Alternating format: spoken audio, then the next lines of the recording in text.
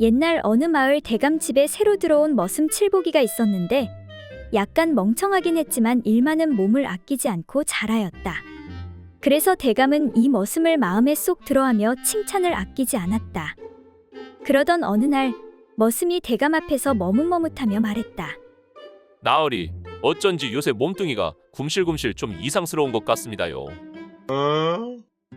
그래, 헌데 보아하니 혈색은 별로 나빠 보이지 않는 것 같은데 어디가 아픈 것이냐?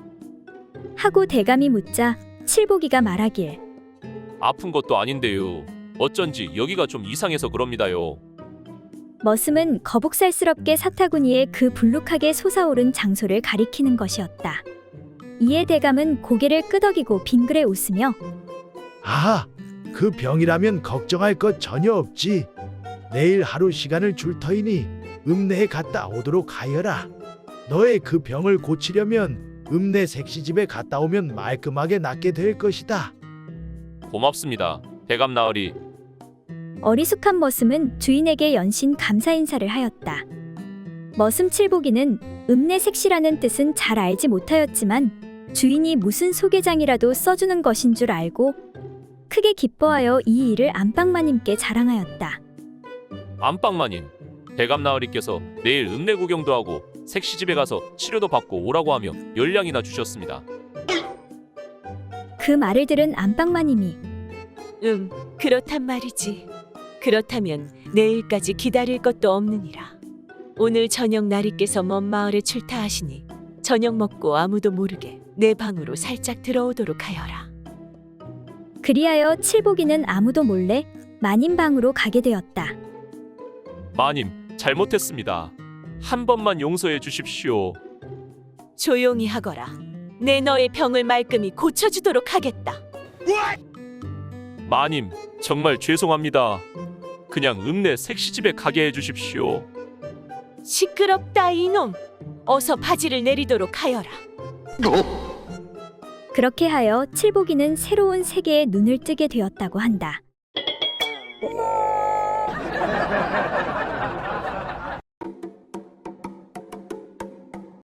한 엉큼한 포졸의 아내가 외간 남자를 집안에 끌어들였다.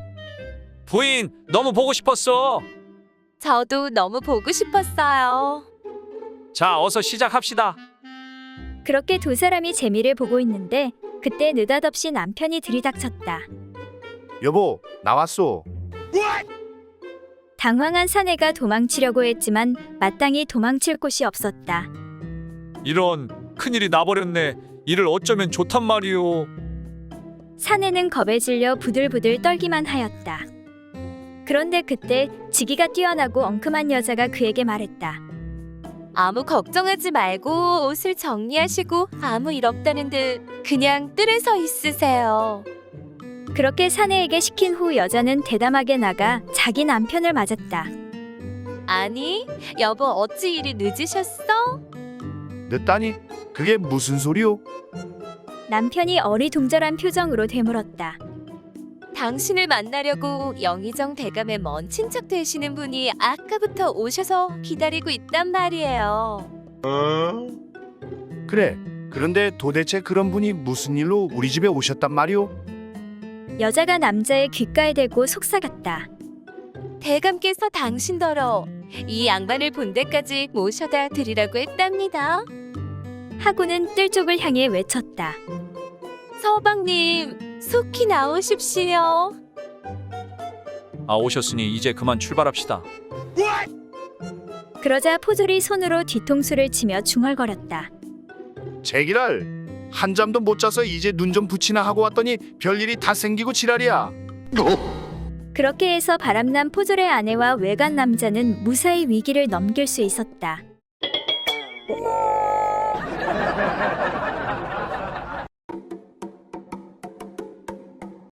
옛날 어느 시골 동네에 한바탕 잔치가 벌어졌다. 술들이 거나하게 돌아가자 술기운에 도취된 일행들은 거리낌 없이 여자 얘기를 술안주감으로 올렸다. 많은 이야기들이 오고 갔지만 그 중에서도 그 일대의 남봉꾼으로 소문난 머슴사는 칠봉이라는 사내의 입심이 무사람들의 이목을 끌었다. 이보시게 칠봉이, 자네가 한 번 더 이야기해 보시게. 칠봉이가 큰 소리로 말했다. 내 소시적에 여러 계집을 다루어 봤는데 말이야. 그런데 임서방네 여편네처럼 착착 달라붙는 재미를 가진 계집은 일찍이 본 적이 없소이다. 오호, 그렇구만. 거기까지는 좋았다. 하지만 그 뒤가 문제였는데 마침 그 자리에는 당사자 격인 임서방이 와 있었던 것이다. 아차차, 이거 큰일 났구먼. 뒤늦게 그 사실을 알고 칠봉이는 아뿔싸 하고 뒤통수를 쳤으나 때는 이미 늦어버렸다. 잔치 분위기가 어느 정도 파하자 사람들은 하나둘씩 자리를 뜨기 시작했다. 자신의 공연한 말 한마디로 쩔쩔매던 칠봉이는 어떻게든 사태를 수습해볼 요량으로 임서방을 붙잡고 말했다. 이보게, 내가 아까 짓거린 말을 너무 언짢게 생각하지 말게나. 그저 취중 농담으로 짓거린 것에 불과하니까 말일세. 칠봉이의 말을 듣는 순간부터 피가 거꾸로 솟구치고 있던 임서방은 그 말을 듣자 안심이 되는 듯하였다. 그럼 그렇지. 자네 농담도 때와 장소를 가려서 좀 하시게. 그렇게 임서방이 한시름 놓고 돌아서려고 하는데 그때 칠봉이가 그를 좀 더 안심시킬 요량으로 이런 말을 덧붙였다. 이건 정말 거짓 하나 보태지 않은 사실인데 말이야. 부디 안심하게나. 실은 자네 여편네에 그것도 다른 여자와 별반 다를 바가 없다네.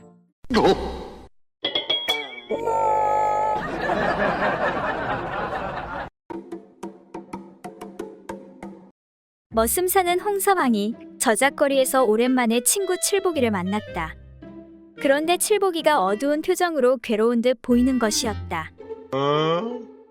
그래서 홍서방이 칠복이에게 물었다. 이복의 칠복이 자네 얼굴이 왜 그런가? 어디 아픈 데라도 있는가? 그러자 칠복이가 신음소리를 내며 말했다. 요즘에 친구들과 늦게까지 술을 퍼마셔서 그런지 머리가 지끈지끈하고 속도 안 좋고 그렇구먼. 홍서방이 고개를 끄덕거리며 혀를 찼다. 알만하군. 알만해. 사실은 나도 한두 번씩 그런 경험이 있으니까 말이야. 그래, 그렇군. 그런데 자네는 그럴 때마다 어떻게 하는가? 그러자 홍서방이 씩 웃으며 말했다. 어떻게 하긴 난 그럴 때마다 말이야. 아내와 한바탕 그 짓거리를 하는 거야. 그러고 나면 신기하게도 두통이고 뭐고 싹 다 사라진다니까. 그래, 그거 정말 신기하구먼 그려. 칠복이가 황당하다는 듯 말했다. 그러니까 자네도 어디 한번 해보게나. 정말 두통이고 뭐고 싹 다 사라진다니까. 알겠네, 알겠어. 내 머리가 너무 아픈 것이 무슨 짓이라도 당장 해야 하겠구먼. 그 말을 들은 칠복이는 고개를 끄덕이며 자리를 떠났다. 그리고 잠시 시간이 흐른 다음 칠복이가 휘파람을 불며 홍서방 앞에 다시 나타났다. 홍서방이 칠복이에게 물었다. 자네 잠깐 사이에 얼굴이 많이 좋아졌네 그려. 그래 어떤가? 내가 알려준 방법대로 하니 효과가 있었던 모양이군. 그렇지? 그 말에 칠복이가 웃으며 대답했다. 정말 놀랐네 그려. 감쪽같이 두통이 나아버렸다니까. 그런데 말이야, 자네 집 언제 옆으로 이사했나? 자네 집 찾는데 애 좀 먹었네 그려.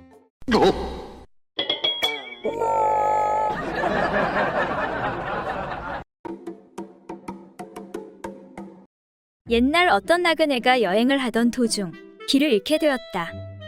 갈 길은 멀고 날은 저물었는데 이를 어쩌면 좋단 말인가.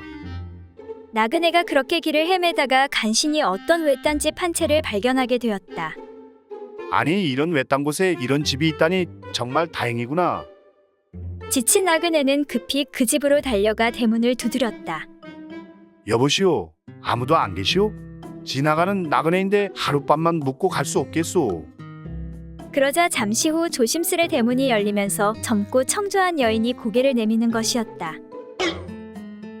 나그네는 미모의 여인을 보고 속으로 탄성을 질렀다. 아니 이런 외딴 곳에 이런 미모의 여인이 있다니. 나그네가 여인에게 말했다. 부인 죄송하지만 지나가는 나그네이온데 갈 길은 멀고 날은 저물어서 그러는데 하룻밤만 신세를 좀 질 수 있겠습니까? 그러자 여인이 안타까운 표정을 지으며 말했다. 사정은 딱 하나. 이를 어쩌면 좋겠습니까? 지금 이 집에는 아무도 없어서 묵을 수 없사옵니다.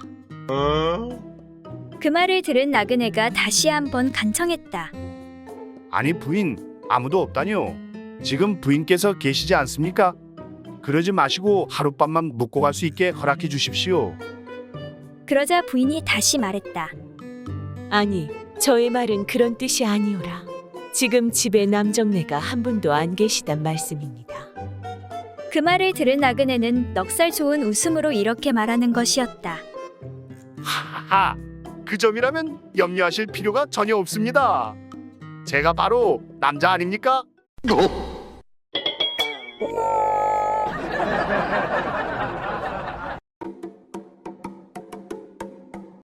먼 곳에 있는 애인을 찾아 길을 떠난 어느 청년과 일찍이 남편을 잃고 청산과부가 된 어떤 여인이 우연히 만나 길동무가 되었다. 어느덧 두 사람의 발길은 사람들의 마을로부터 멀어져 산길로 접어들고 있었다.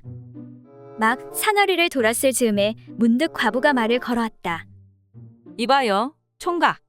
이렇게 인적도 없는 산 속에서 만약 총각의 엉뚱한 마음이라도 먹는다면 그땐 난 어떡하지? 청년이 진심 어린 표정으로 말했다. 안심하세요. 아주머니, 전 그런 사람이 아니니까요. 과부가 고개를 흔들었다. 하지만 여긴 우리 두 사람뿐이잖아. 게다가 사방으로 잔디가 푹신한 요처럼 깔려 있고 이러니 총각의 말을 어떻게 고지고대로 믿겠어? 글쎄, 걱정 붙들어 매시라니까요. 저한테는 이미 사랑하는 여인이 있습니다. 그리고 전 지금 그녀를 만나러 가는 길이고요. 그렇긴 해도 남자가 잠시 자기 애인을 잊을 수도 있는 일. 사내란 것이 원래 애정 없는 동물적인 본능만으로도 여자를 취하는 것 아닌가? 아무리 그렇다손 치더라도 전 나 있지. 그런 생각을 하니 지금 막 가슴이 떨려오고. 참나 아주머니도 걱정도 팔자십니다. 만약에 내가 그런 이상한 짓을 하려고 한다면 재빨리 도망을 치거나 큰 소리로 사람을 부르면 될 것 아니겠소. 청년은 이제 슬슬 화가 치밀어 오르고 있었다. 하지만 과부는 거기서 멈추지 않았다. 소리를 지른다고 누가 쫓아오겠어? 이런 산중에. 게다가 난 아녀자의 몸이라 도망친다고 해도 금방 붙잡힐 테고. 총각은 날 풀숲에 쓰러뜨릴 것이고 저항을 한다고 해도 난 도저히 당할 수가 없을 거야. 그러면 총각은 고운 무지막지하게 내 속옷을 벗겨낼 테고. 아이, 대체 이 일을 어쩌면 좋지? 게다가 그런 와중에 원치 않는 임신까지 하게 된다면 난 정말... 청년은 더 이상 듣고 있을 수가 없었다. 그래서 화가 치민 나머지 이렇게 소리치고 말았다. 어떻게 하긴 어떻게 해요. 애 낳아서 혼자 잘 키우면 되는 거지.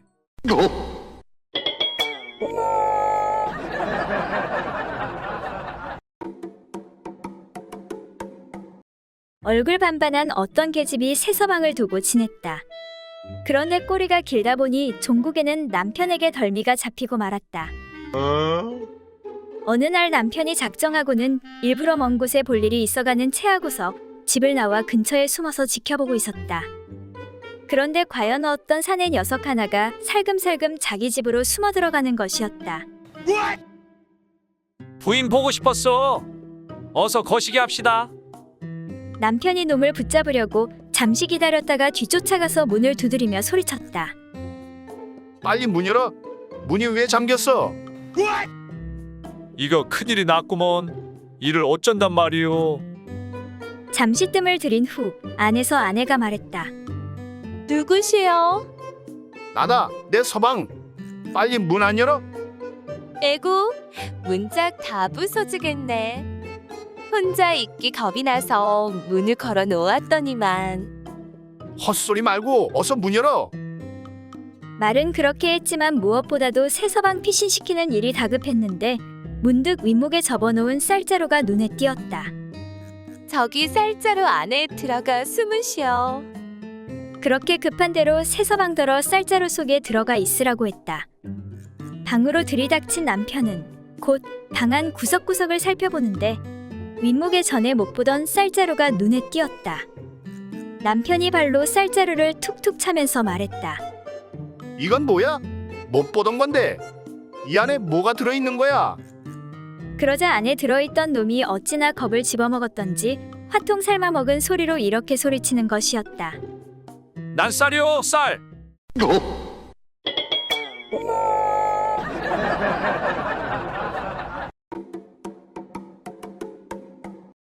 옛날 어느 고을에 약간 어리숙한 머슴이 살고 있었다. 이 머슴이 하루는 마을 의원을 찾아가서 어려운 청이 있다면서 간신히 입을 열었다. 저기 의원 날이 오 그래 732 자네 무슨 일로 왔는가? 그러니까 그게 뭐냐면 그래 망설이지 말고 속 시원히 한번 말해보게. 실은 제 처랑 밤에 그 일을 치를 때 말인데요. 이놈의 여편네가 운후에 극치 일을 안 하면 큰 소리와 함께 냄새가 지독한 방귀를 뀌는 버릇이 있어서 계속할 마음이 뚝 떨어지게 만듭니다. 머슴이 계속해서 이야기했다. 그래서 그러는데 마누라의 이 안 좋은 버릇을 고칠 만한 무슨 좋은 약이나 비방이 없을까 싶어서요. 거참 별 희한한 버릇이 다 있구만 그래. 의원이 듣고 보니 희귀한 버릇임에 틀림없었으나 딱히 다스릴 수 있는 처방을 알 수가 없었다. 고민 끝에 의원은 그 머슴의 부인을 불러들여 간단히 충고를 해주기로 하였다. 그렇게 해서 머슴의 부인이 의원을 찾아왔다. 이보시오 부인, 부부의 돈은 하늘이 점지해 주신 신성한 것이오. 그런데 어찌 그런 심한 장난을 친단 말이오. 이제부터는 그 가치 실없는 장난을 삼가야 하오. 내 말이 무슨 뜻인지 알겠소? 그러자 머슴의 안 사람은 얼굴을 붉히면서 이렇게 대꾸하는 것이었다. 그렇지만 의원님, 실은 제 남편의 그것이 어찌나 뜨거운지 직접 경험하지 못한 사람은 아마도 제 심정을 알지 못할 것입니다. 그게 무슨 말인가? 그것이 불덩이 같아서 바람이라도 일게 해서 식혀야만 해요. 안 그러면 제 엉덩이에 불이 날 지경인데요.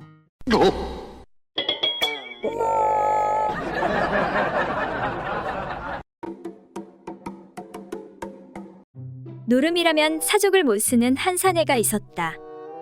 사내는 만사를 제쳐놓고 노름판을 쫓아다니다 보니 노름꾼의 말로가 다 그렇듯 이 집에 나만 할 물건이 하나도 없었다. 아니 이번에도 꽝이로구먼. 그렇게 해서 급기야는 집문서, 땅문서가 죄다 남의 손으로 넘어갔고 남은 것이라곤 혼인 후 여태껏 건드린 적이 없는 마누라밖에 없었다. 사내는 그날 밤에도 여지없이 노름판에 끼었는데 또다시 탈탈 털리고 말았다. 아니 오늘 일진도 사놨구만. 사내가 일행들을 둘러보며 말했다. 이봐 자네들 혹시 우리 집 마누라를 전당 잡을 수 없겠나? 뭐라고? 자네 마누라를? 응, 내 큰돈을 요구하지는 않겠네.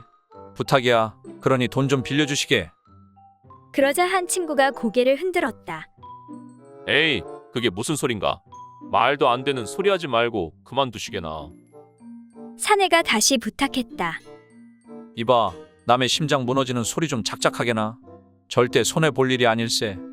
이래 봬도 우리 집 마누라는 진짜 수처녀라니까. 친구들이 코웃음을 흘렸다. 허, 자네 지금 그 말을 믿으라는 건가? 시집 온 지 벌써 5달이 넘었는데 어떻게 자네 마누라가 처녀란 말인가? 헛소리 좀 작작하시게나. 그러자 사내는 이렇게 열변을 토하는 것이었다. 정말이야. 자네들 한번 생각해보면 모르겠나? 아무리 내가 혼인을 했다고는 하나 장가든 이후로 하룻밤인들 제대로 집에 들어간 적이 있었나? 단 하룻밤도 집에 들어가 자본 일이 없다네. 그러니 마누라가 당연히 처녀일 수밖에.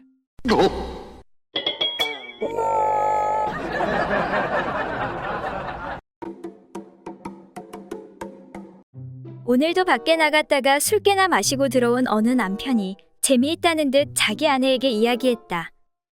여보, 건넌 마을에 사는 배씨 녀석 알지? 그런데 말야 그 녀석한테 아주 망측한 병이 생겼다고 하는군. 어떤 병인데 그래요? 응, 그러니까 시도 때도 없이 그것이 빳빳해져서 고생이 대단하다는 거야. 그 말을 들은 아내가 매우 부럽다는 표정을 지으며 말했다. 제발이지 그 병을 당신 것과 바꿀 수는 없을까요?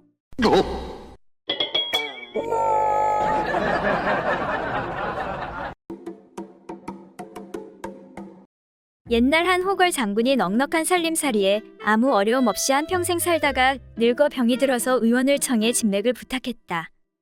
내 나이가 많아 기운이 쇠잔해져 병이 난 것 같으니 자네가 내 병을 고쳐주면 많은 보상을 하겠네.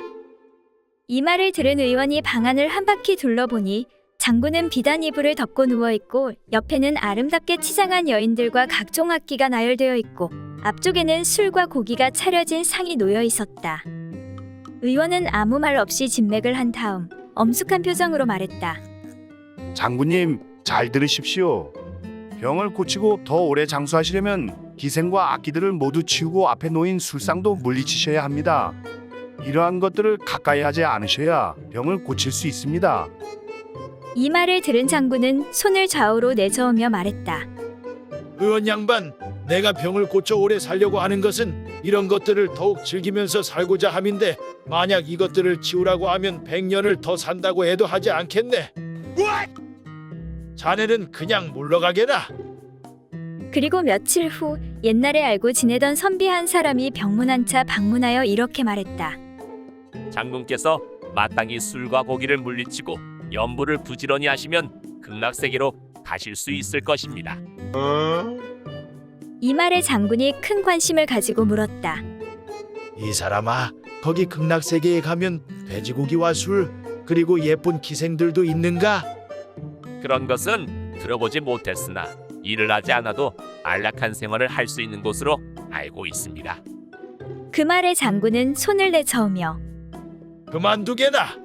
나는 극락세계가 아니라 그보다 훨씬 더 좋은 곳이라도 그런 것들이 없으면 가지 않겠네.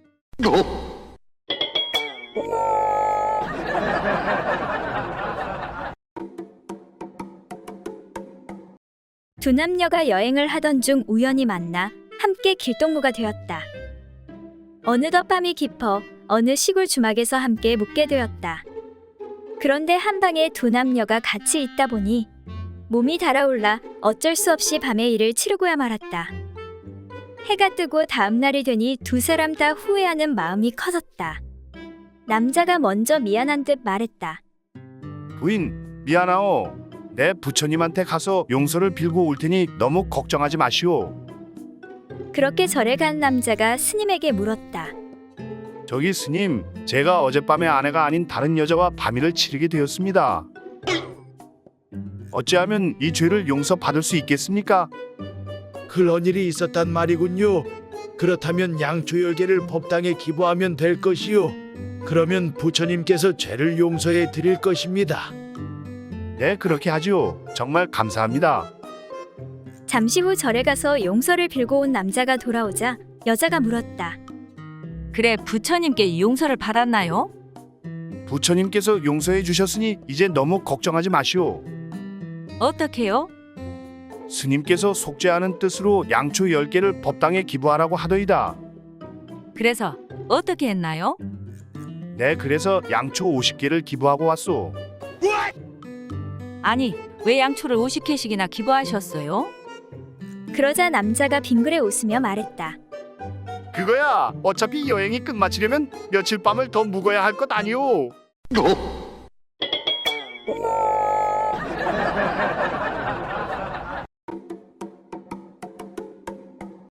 옛날 어느 마을에 여자를 한 번도 접해보지 못한 순진하고 어리숙한 사내가 장가를 가게 되었다. 드디어 첫날 밤, 신랑은 어찌할 바를 몰라 우물쭈물하고 있었다. 아이고 참 이걸 뭐 어찌해야 한다냐. 그러자 참다 못한 신부가 신랑을 이끌어 자신의 은밀한 그곳에 사내에 그것을 집어넣었다. 바로 그 순간 사내는 화들짝 놀라며 급히 뒤로 몸을 뺐다. 그리고는 옷가지를 챙겨들고 잽싸게 도망쳐 나왔다. 그로부터 며칠이 지난 어느 날이었다. 사내가 조심스럽게 자기 집 근처에 나타나서 이웃집 할머니를 붙잡고 물었다. 할머니, 이 집 색시가 아랫배를 찔려 구멍이 난 모양인데 혹시 아직 살아있나요?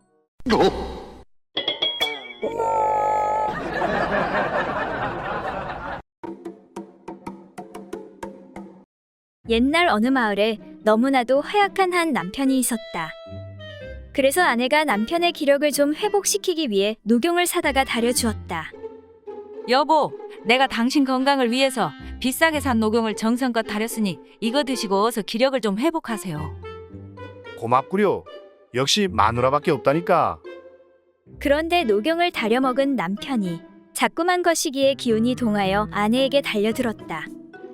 여보 녹용을 먹어서 그런지 힘이 넘치는데 우리 거시기 한번 해야겠구려. 안 돼요. 참으세요. 이러시면 녹용을 쓴 보람이 없어요. 먼저 몸의 기력을 회복한 다음에 해도 늦지 않으니 한 달만 좀 어떻게 참아보세요. 여보 그러지 말고 좀 부탁하오. 안 돼요. 한 달만 참으시라니깐요. 하지만 남편은 끝내 참지 못하고 이웃집 과부와 외도를 하고 말았다. 마누라가 죽어도 안 된다니 내 어찌하겠소. 나 좀 살려주시오. 그렇게 남편은 아내 몰래 자주 과부집을 찾아갔다. 그런데 이것을 눈치챈 아내가 남편의 뒤를 밟아 바람둥이 과부를 붙잡았다. 그리고는 다짜고짜로 윽박지르며 말했다. 야 이년아, 어서 내 녹용값 내놔. 아니, 언제 나한테 녹용을 사준 적 있어? 생사람 잡지 마라. 남편 관리도 똑바로 못하면서 무슨 녹용 값을 달라는 거야? 나도 아까워서 못 먹는 녹용을 내년이 거시기로 다 빼앗아가 버렸잖아. 그러니 얼른 녹용값 30냥 내놔, 이년아. 아내는 끈질기게 늘어져 끝내 녹용값을 받아내고야 말았다.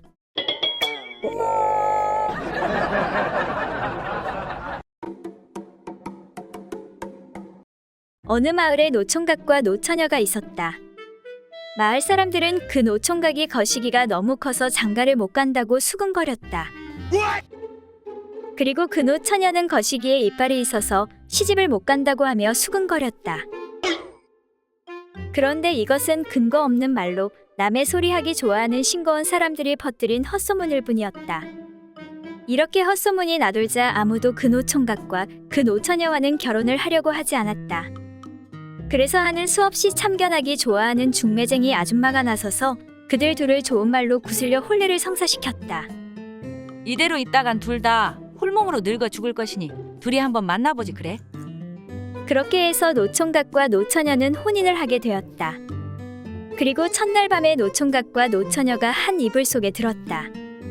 그런데 총각이 들은 소문대로 생각하기를 만일 이 여자의 그곳에 정말로 이빨이 있다면 어떻게 하지? 그래서 만일의 경우를 대비하여 거시기 대신에 시험 삼아 그곳에 무릎을 슬그머니 밀어 넣어봤다. 노처녀 역시 소문을 들은지라 너무 큰 거시기가 들어오면 어떡하나 싶어서 은근히 두려워하고 있었다. 그런데 아니나 다를까 떡돌 같은 것이 덮치려 하는 것이었다. 노처녀가 생각하기를 아니, 이게 뭐야? 뭐가 이렇게 커? 그래서 노처녀는 들어오려는 그놈을 손톱으로 허비고 꼬집어 버렸다. 그러자 남자가 에크하고 소리를 지르며 무릎을 치었다. 그런데 무릎을 살펴보니 피가 줄줄 흘러내리는 것이었다. 남자는 눈이 휘둥그레져서 중얼거렸다. 과연 소문과 같이 그놈의 이빨이 무섭긴 무섭구나. 그러고는 옷만 챙겨 잽싸게 도망쳐 나왔다. 그러자 여자도 속으로 중얼거리며 말했다. 과연 이 남자의 거시기는 소문보다 훨씬 더 크구나. 큰일 날 뻔했네.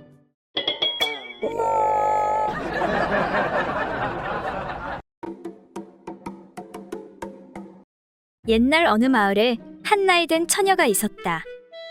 하루는 몸이 근질근질해서 참지 못하고 달걀을 가지고 장난을 치기 시작했다. 이 나이에 아직 시집도 못 가고 몸은 작고 근질거려 미치겠네.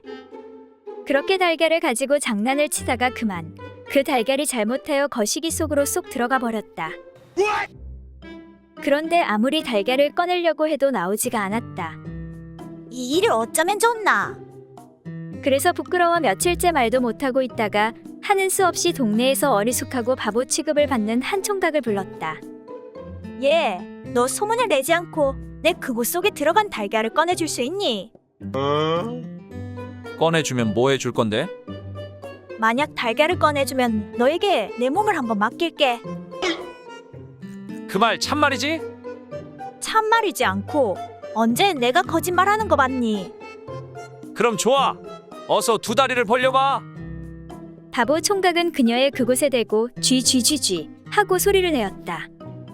그러자 아닌 게 아니라 병아리 한 마리가 쪼르르 달려나오는 것이었다. 따뜻한 그 속에서 달걀이 벌써 병아리가 되어버린 것이었다. 자, 이제 약속을 지킬 차례구먼. 할 일을 다 마친 총각이 약속받은 대로 처녀를 덥석 끌어안았다. 그러자 처녀가 총각을 밀치며 말했다. 그만둬. 너 같은 바보하고 하는 건 싫어. 이에 화가 난 바보 총각이 소리쳤다. 삑! 독수리야 독수리!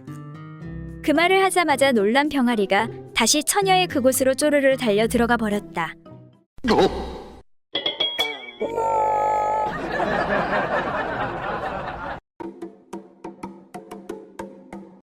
옛날 어느 시골에 금실좋기로 소문난 초시 영감 내외가 살고 있었다.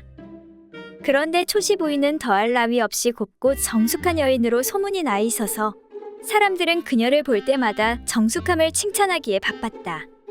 그런데 어느 날부터 마을에 이상한 소문이 번지기 시작했다. 그것은 밤만 되면 초신의 집에서 젖소 부인 하는 소리가 들린다는 것이었다. 마을 총각들은 모일 때마다 쑥덕거리며 이런저런 잡담을 늘어놓았지만 그러면 그럴수록 점점 더 궁금해지기만 했다. 아니 소문 들었소. 조씨 부인이 젖소 부인이라니. 나도 듣기는 들었는데 그게 무슨 소리요? 사실 초시 부인의 가슴은 그리 풍만한 편이 아니었다. 그런데 젖소 부인이라니?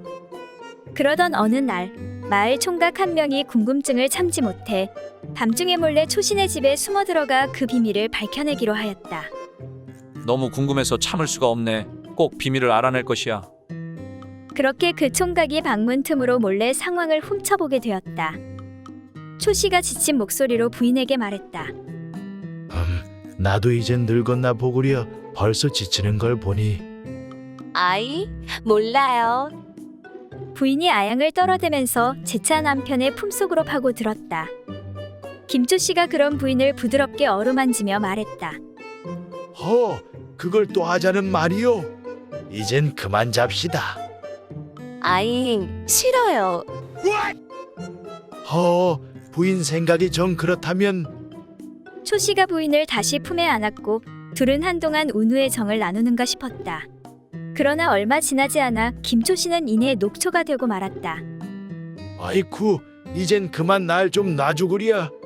내 이러다간. 초씨가 사정했지만 부인은 그런 남편의 말을 무시한 채 더욱 맹렬한 기세로 달려들었다. 마침내 체력의 한계에 다다른 초씨 영감은 여차하면 자기가 목숨을 잃고 말겠구나 하는 생각에 그만 비명을 내지르기 시작했다. 그만하시오, 부인. 그만. 내가 졌소, 부인. 졌소, 부인. 내가 졌소, 부인.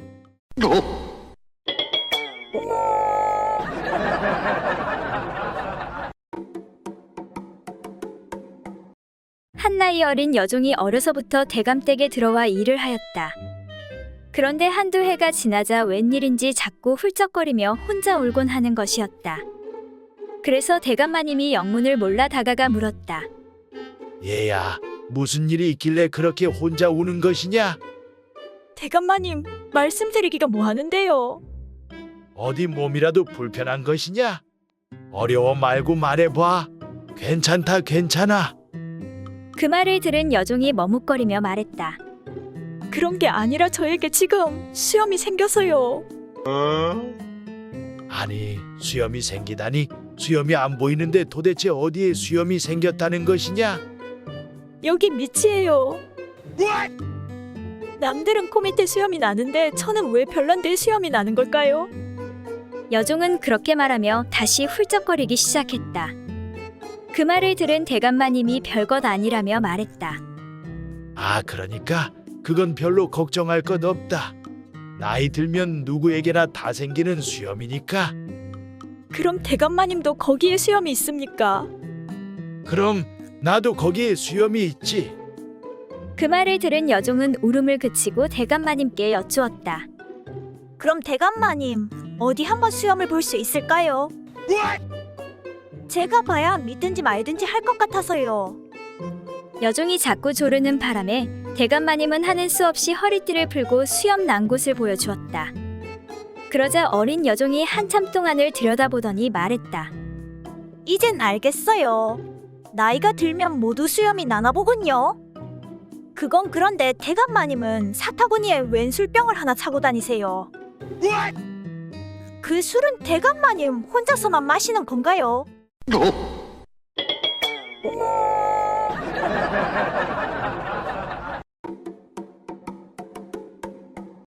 어느 한 노인이 세 아들을 두어 모두 성혼시키고 회갑을 맞이하게 되었다.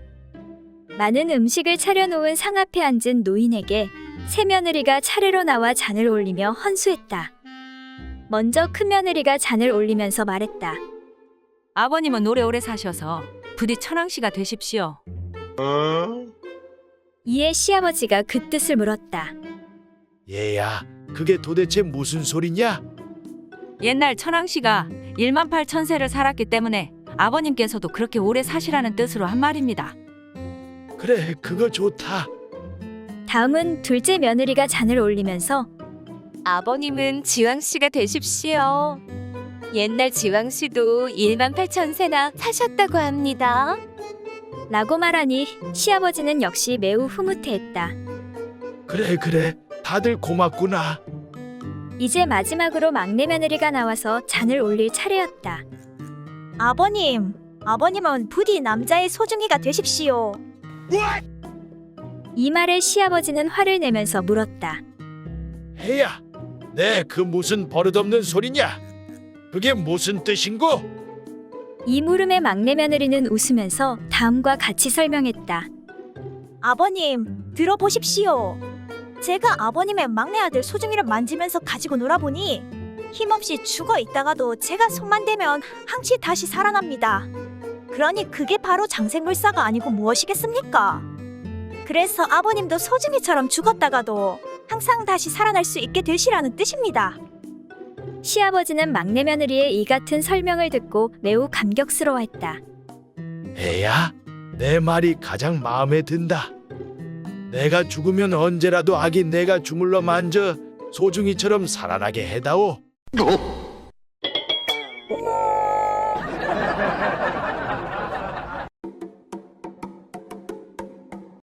어느 날 시집에서 소박을 맞고 쫓겨온 세 여인이 우연히 한자리에 모이게 되었다. 그녀들은 별일도 아닌 것으로 쫓겨났다면서 서로 억울함을 호소하였다. 먼저 한 여인이 이렇게 말했다. 난 정말 아무것도 아닌 일로 쫓겨났다니까. 아니 글쎄 한 번은 시어머니가 한밤중에 자기가 피우던 담뱃대를 털어오라고 하기에 그것을 털려고 바깥으로 나갔지. 그런데 마침 둥그런 돌이 보이기에 그 돌에다 대고 담뱃대를 털었는데 그것이 글쎄 돌멩이가 아니라 달빛에 비친 시아버지의 대머리일 줄 누가 알았겠소. 그래서 그 일로 인해 쫓겨나게 되었다니까. 그러자 다른 여인이 말을 이어받았다. 아니 시아버지 머리통을 돌로 알고 그곳에다 담뱃대를 털어 상처를 냈으니 쫓겨날 만도 하네 그려. 거기에 비한다면 나는 정말로 억울하다니까. 나는 시어머니께서 화로에 불을 담아 오라고 하기에 화로를 들고 나간다는 것이 그만 요강을 잘못 들고 나가서 거기에다 불을 담았다가 쫓겨났거든. 세상에 불이야 또 피우면 그만인 것을 그런 이유로 쫓아낼 건 또 뭐냐고. 난 정말 억울하다니까. 그 말을 들은 마지막 세 번째 여인이 말했다. 요강을 화로로 알고 불을 담았으니 정말로 바보짓을 했구먼 그려. 거기에 비하면 나는 기껏 좋은 일을 하고서도 쫓겨났으니 정말 너무 억울하다니까. 하루는 우리 집 머슴 칠복이가 너무 추워하는 거야. 마님, 너무 춥습니다요. 그래서 불쌍하다는 생각이 들어서 칠복이의 손을 내 가슴에다 가만히 넣어서 살살 녹여준 것 그것뿐이었다니까. 그런데 그것이 화근이 되었지. 좋은 일을 하고도 쫓겨나다니 정말 어이가 없다니까.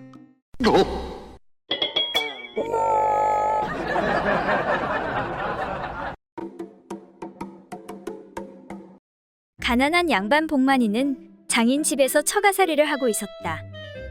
그런데 장인 집에는 한 어여쁜 여종이 있었는데 이 여종과 마음이 동한 복만이는 과거 공부를 한다는 핑계로 후미진 별채로 거처를 옮기고는 여종을 은밀히 불러 매일 정을 통하였다. 이렇게 매일 하니까 너무 좋구만 그려. 그러던 어느 날 여종과 잠이 든 복만이는 그만 늦잠을 자고 말았다. 그런데 그때 이 사실을 알게 된 장인이 하인들을 데리고 복만이를 찾아왔다. 복만이 그 안에 있는가? 여지껏 안 일어나고 뭐 하는가? 당황한 복만이는 급한 나머지 이불로 여종을 돌돌 말아 방 안 모퉁이에 밀쳐두었다. 방에 들어온 장인이 이를 보더니 말했다.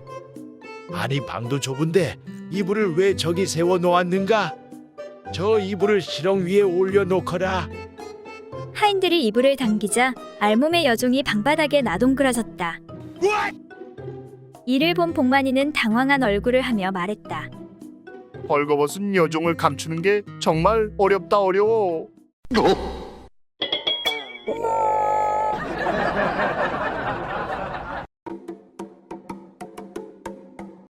어느 무더운 여름날 머슴사는 칠보기가 냇가를 거닐고 있었다.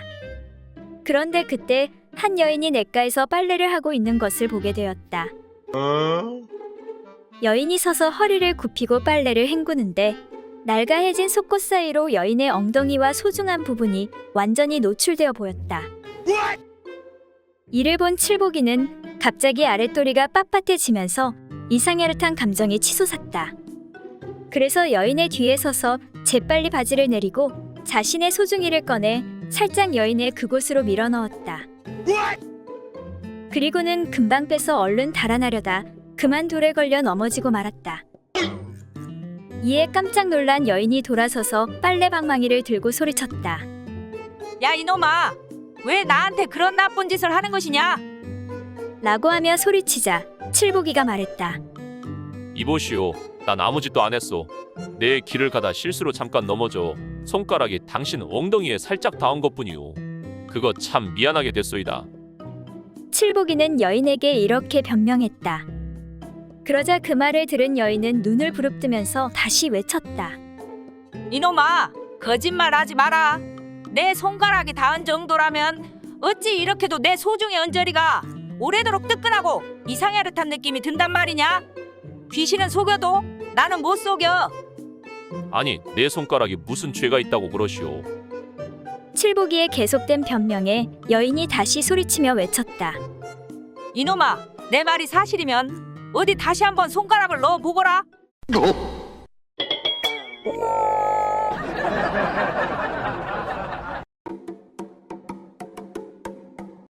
어느 날 대감 부인 넷이 정대감 댁에 모여 앉아 수다를 떨고 있었다. 그런데 그날의 날씨 때문인지 아니면 그 장소의 분위기 탓이었는지 남이 들으면 낯이 뜨거워질 정도로 이야기를 하기 시작했다. 먼저 박대감 부인이 말했다. 난 젊은 사내만 보면 그만 온몸이 근질거려 정신이 없어요. 아무래도 난 남자를 보면 온몸을 바치는 모양인 것 같아요. 그처럼 기타 넘는 이야기를 들은 송대감의 부인도 가만히 있지 않고 이야기했다. 저를 정신없이 만드는 것은 남자들보다도 술이랍니다. 내 방 장롱 속에는 언제나 감옥로 병을 감춰두고 몰래 혼자 홀짝홀짝 마시지요. 참 그 맛이 어찌나 단지. 그러자 정대감 부인도 지지 않고 말했다. 그러면 저도 부끄러운 버릇을 말씀드리지요. 저는 물건을 훔치는 버릇이 있어요. 남의 집에 가면 그만 저도 모르게 탐나는 물건에 슬쩍 손이 가지요. 하지만 지금까지 한 번도 들킨 적이 없지요. 그렇게 부인들이 이야기를 하는 동안 황대감의 부인만 아무런 이야기도 하지 않고 있었다. 그러자 새 부인이 앞으로 나앉으며 물었다. 황대감 부인께선 저희들에게 들려주실 이야기가 아무것도 없으신가요? 그러자 황대감 부인이 아주 태연하게 말했다. 물론 제게도 있지요. 저는 남의 힘을 보는 것을 제일 좋아해요. 지금 같이 여러분들의 이야기를 듣고 어찌 가만히 있겠어요. 얼른 가서 그것을 얘기하고 싶어서 아까부터 벌써 궁둥이가 들썩거리네요.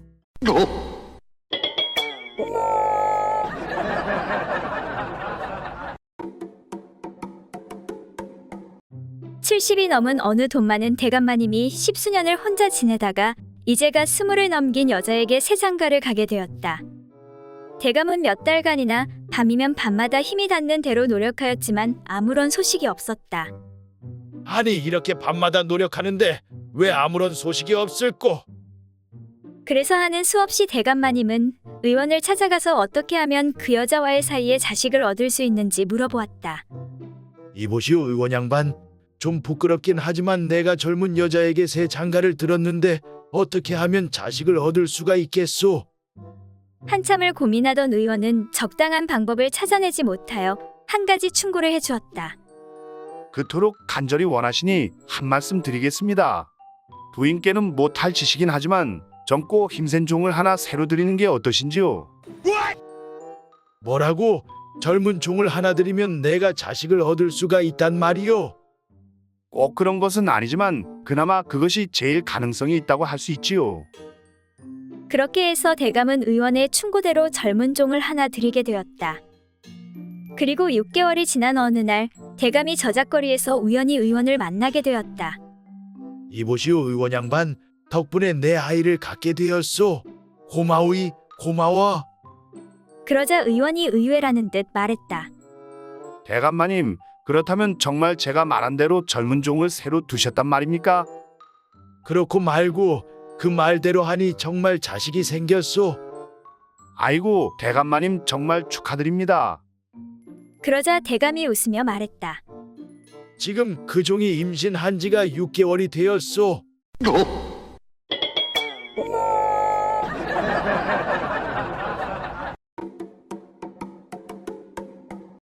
옛날 어느 시골 마을에 아버지와 어머니 그리고 어린 아들 하나가 가난하게 살고 있었다. 어느 날 저녁 아내는 집안 청소와 밥을 하기 위해 여러 가지로 분주했다. 그래서 어린 아들을 불러 심부름을 시켰다. 얘야, 얼른 장에 가서 두부 한 모 좀 사오너라. 싫어요. 나 지금 놀아야 돼요. 놀기에 바쁜 어린 아들은 고분고분 엄마의 말을 듣지 않았다. 다시 엄마가 어린 아들을 야단치며 말했다. 얘야, 어른이 말할 때는 싫다고 해선 안 되는 거란다. 그러니 늦기 전에 어서 가서 두부 한 모 좀 사오너라. 어머니에게 야단맞은 아들은 하는 수 없이 심부름을 갔다 오게 되었다. 그렇게 저녁밥을 먹고 가족은 일찍 잠자리에 들었다. 방이 하나뿐이어서 모두 함께 잤는데 그날따라 남편은 그것이 하고 싶은 생각이 간절했다. 아내도 눈치를 채고 잔뜩 기대하고 있었다. 어린 아들이 자는 것을 확인한 남편은 얼른 아내의 배 위로 올라갔다. 그렇게 한참 끙끙대던 남편이 말했다. 여보, 뒤로 좀 돌아봐봐. 자세를 좀 바꿔서 해보자고. 그 말을 들은 아내가 싫다는 표정으로 말했다. 여보, 뒤에서 하는 건 싫어요. 그러지 말고 어서 한번 뒤돌아보래도. 싫어요. 그런데 그때 자는 줄로만 알았던 어린 아들이 벌떡 일어나며 엄마에게 소리쳤다. 엄마! 어른이 시키는 것을 싫다고 하면 안 되지.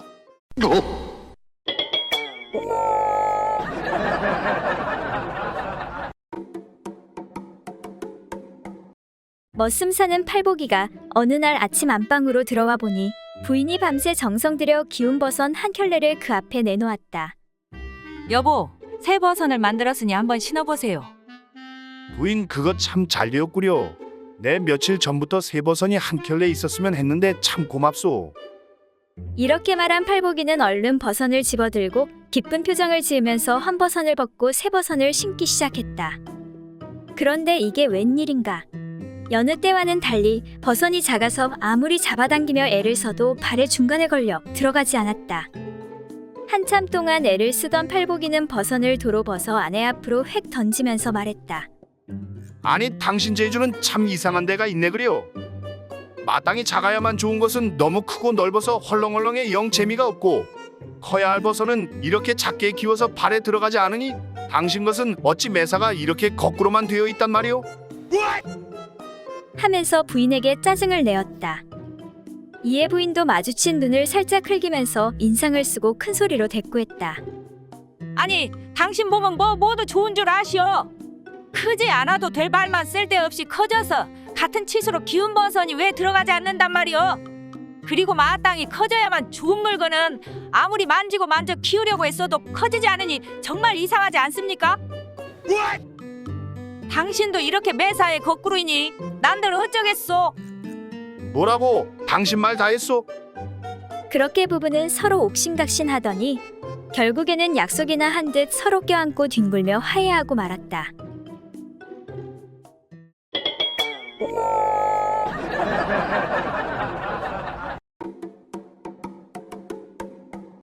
옛날 어느 고을에 결혼도 하지 않고 가난하지만 착하게 산 어떤 사내가 젊은 나이에 죽어서 저승으로 가게 되었다. 저승으로 떨어진 망자에게 염라대왕이 말했다. 어디 보자. 너는 살아있을 때 나쁜 짓도 하지 않고 가난하지만 착하고 성실하게 살았구나. 내 너에게 특별히 자비를 베풀어 주겠다. 염라대왕은 자비를 베풀어 망자를 돈 많은 부자로 다시 환생시켜 주겠다고 하였다. 이제 부자로 다시 한번 환생하여 행복하게 살다가 때가 되면 다시 오도록 하여라. 그러자 망자가 말했다. 염라대왕님 정말 감사합니다. 하지만 저는 부자가 아니어도 괜찮습니다. 그 말을 들은 염라대왕이 물었다. 그래, 그렇다면 내가 원하는 게 무엇인지 어디 한번 말해보거라. 돈 많은 부자가 아니면 어떻습니까? 그저 한평생 새끼 밥을 꼬박꼬박 먹을 수 있고 철 따라 옷을 내 입을 수 있고 편안하게 쉴 수 있는 집이 있으면 더할 나위가 없지요. 거기에 매일 향이나 피우고 차를 다려 마실 수 있는 정도에, 그리고 말 잘 듣고 요리 잘하고 게다가 밤일도 잘하는 부인 하나만 있으면 충분하다고 생각됩니다. 그러자 그 말을 들은 염라대왕이 갑자기 앉아있던 용저에서 내려오면서 큰 소리로 말했다. 여보시게, 그렇게 멋진 자리가 있다면 제발 나를 먼저 좀 데려가 주시게.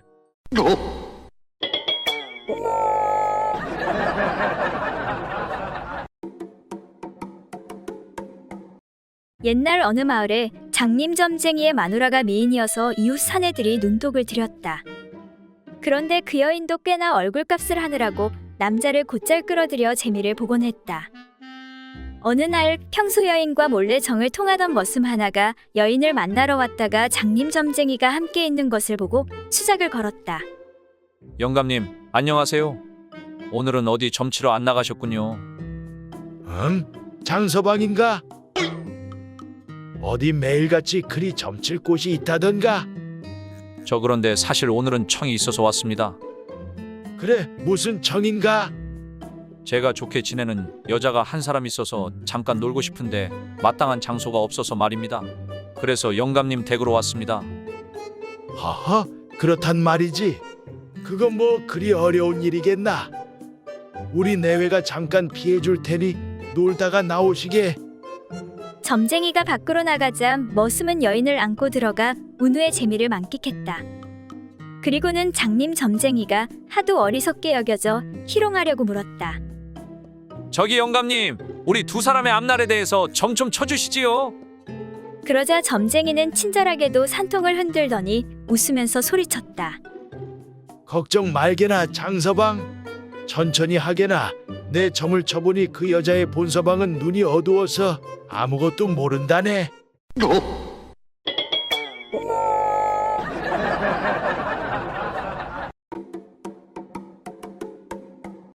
한 늙은이가 죄를 짓고 감옥에 들어가니 미리 한 젊은 사람이 들어와 갇혀 있었다. 그래서 늙은이는 젊은 사람에게 인사한 다음 물었다. 안녕하시오. 대장부가 젊었을 때 감옥에 들어오는 일은 보통 있는 일이지. 헌데 젊은이는 무슨 죄로 들어왔소? 이 물음에 젊은 사람이 빙그레 웃으면서 말했다. 글쎄요. 노인장, 나는 그냥 엎드려 잠을 잔 것이 죄가 되어서 이렇게 들어온 것이랍니다. 그런데 노인장은 무슨 죄를 지어 그 연세에 감옥에 들어왔습니까? 하고 자신의 내력을 설명한 다음 노인의 죄목을 물었다. 아, 그러니까 나는 말일세. 길가에 놓여있는 새끼 한 토막을 집어온 것이 죄가 되어 들어왔다네. 두 사람은 각기 자신의 죄목을 말했지만 의문이 풀리지 않아 약속이나 한 듯 서로 쳐다보며 고개를 갸우뚱했다. 먼저 노인이 물었다. 그런데 이복의 젊은이? 잠을 잘 때 엎드려 잤다고 해서 감옥에 쳐넣는 그런 법도 있나? 나는 엎드려 자도 아무도 말하지 않던데. 그 참 이상한 애 그려. 아, 노인장, 들어보십시오. 그게 말입니다. 내가 엎드려 자는데 어떤 부인이 홀딱 벗고 반듯하게 누워 있는 것을 모르고 제가 그 위에 엎드려 잤기 때문이었지요. 이번에는 젊은이가 물었다. 그러면 노인장께서는 어떻게 새끼 토막을 집어왔다고 감옥에 들어왔소? 그러니까 내가 길을 가는데 길가에 새끼 한 토막이 놓여 있지 않겠어? 그래서 그 새끼 토막을 집어 들고 집으로 돌아왔는데, 아니 글쎄 그 새끼 끝에 소가 매여 따라오고 있는 것을 누가 알았겠나?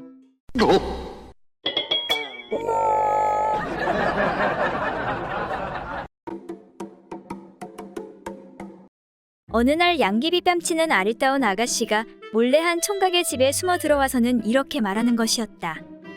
부끄러운 말씀이오나 소녀는 옛날부터 도련님을 무척이나 사모하고 있었사옵니다. 부디 소녀를 거두어 주옵소서. 한 10년은 쫓아다녀도 불가능해 보일 것 같은 처녀가 제 발로 걸어 들어와서 거두어 달라니 총각은 흡사 꿈을 꾸고 있는 것 같았다. 아니, 그게 정말입니까? 아가씨가 말했다. 그럼요. 제가 뭐 때문에 거짓말하겠어요. 부모님께서도 벌써 승낙하셨습니다. 도련님께 출가한다면 기꺼이 보내주시겠다고. 아마 몸종도 하나쯤은 딸려 보내주실 거예요. 양귀비 같은 아내와 몸종을 한꺼번에 얻게 되다니 총각은 너무너무 기뻐하며 물었다. 그럼 좋소. 아가씨 뜻이 정 그러하다면. 그런데 아가씨는 내가 처음 보는 얼굴인데 대체 어느 대큐수 뜻이오? 바로 이 근처예요. 아가씨가 덧붙여 말했다. 저희 집 재산이 대략 500만 냥쯤 되는데 소녀는 마침 외동딸인지라 모두 지참금으로 가져오게 될 것입니다. 뭐라고?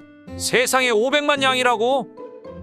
뜻하지 않은 행운에 총각은 거의 기절을 벌일 지경이었다. 그런데 총각이 놀라움에 벌어진 입을 채 다물기도 전에 꾀죄죄한 어떤 늙은이가 마당으로 뛰어들어 그녀의 팔을 낚아챘다. 너 여기 있었구나. 얘야, 그만 집으로 돌아가자꾸나. 노인이 영문을 몰라 의아해하는 총각에게 씁쓸해한 미소를 지어 보이며 말했다. 얘 내 딸년인데 벌써 수년 전부터 머리가 좀 이상하다오. 그럼 이만 실례하겠소이다.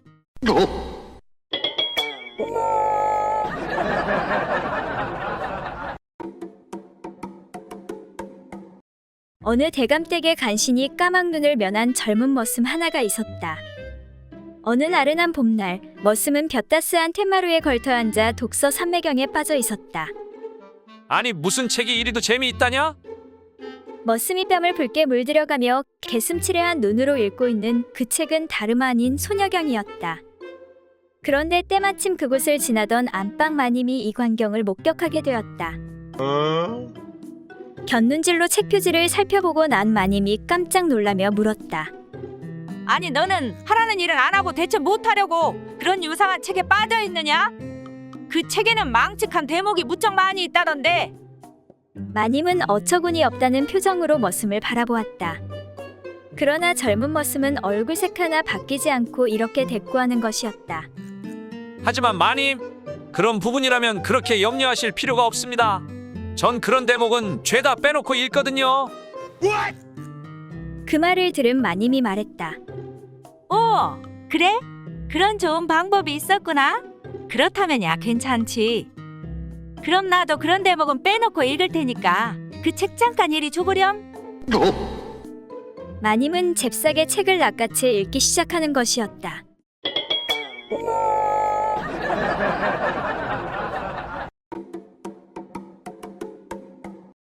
어느 고을에 아내를 두려워해 꼼짝 못하는 사또가 있었다.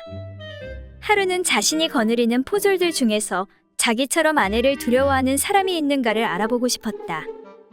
그래서 곧 넓은 마당 양편에 붉은 깃발과 푸른 깃발을 세워놓은 후 모든 부하들을 불러놓고 이렇게 호령했다.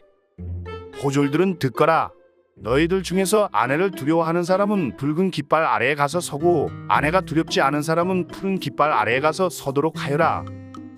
사또의 명령이 떨어지기가 무섭게 부하들은 함성을 지르며 몰려가 모두 붉은 깃발 아래에 가서 서는 것이었다. 그런데 유일하게 한 사람의 포졸만 푸른 깃발 아래에 가서 외로이 서 있는 것이었다. 저것 봐라. 아내가 두렵지 않은 사람도 있기는 있단 말이지. 사또는 이렇게 중얼거리며 푸른 깃발 아래 홀로 서 있는 포졸 앞으로 나아갔다. 이 사람아, 자네는 정말 대단한 사람이로다. 남자들이란 안방의 이불 속에서 부부의 깊은 사랑으로 인해 부인에게 제압당하고 모두들 부인을 받들어 모시고 두렵게 여기는데 자네는 무슨 재주로 아내가 두렵지 않아 이 푸른 깃발 아래에 홀로 서 있는가? 정말 기특한 사람이로다. 허나 그 말을 들은 이포졸은 엉뚱하게도 다음과 같이 대답하였다. 사또나리, 사실은 그게 아니었습니다. 저는 아내의 명령에 절대 복종해야 합니다. 아내가 항상 주의시키기를 남자 3사람 이상이 모인 곳에는 절대로 가지 말라고 했습니다. 그래서 지금 살펴보니 붉은 깃발 아래 많은 사람이 몰려가 있어서 아내의 명령에 따라 아무도 없는 여기에 와 서 있는 것입니다.